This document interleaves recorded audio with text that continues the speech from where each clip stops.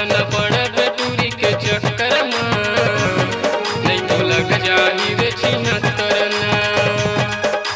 जाबे जब तह जेल में डंडा पड़ही गेट में, 54 के धरला भाई जियत भर नहीं भुलाबे न। जाना पड़े टूरी के चक्कर में, नहीं तो लग जाही रे छिहत्तरना। जाना पड़े टूरी के चक्कर में, नहीं तो लग जाही रे छिहत्तरना।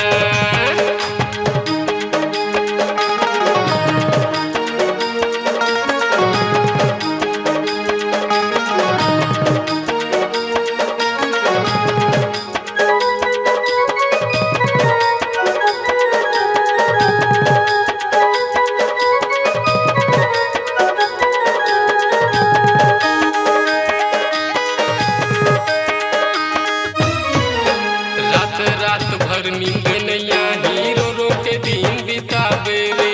दाई दादा के बात नहीं माने, ओ कह के तय पछतावे रे।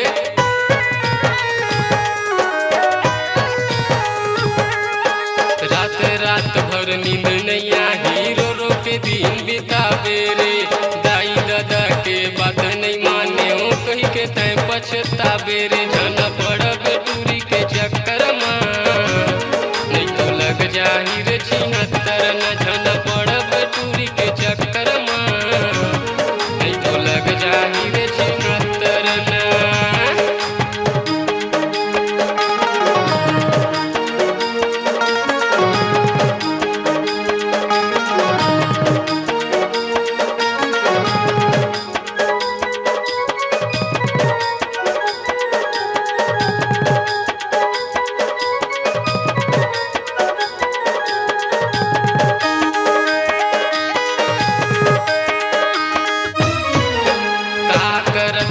काकर डाले वो दिन सुरता आही रे।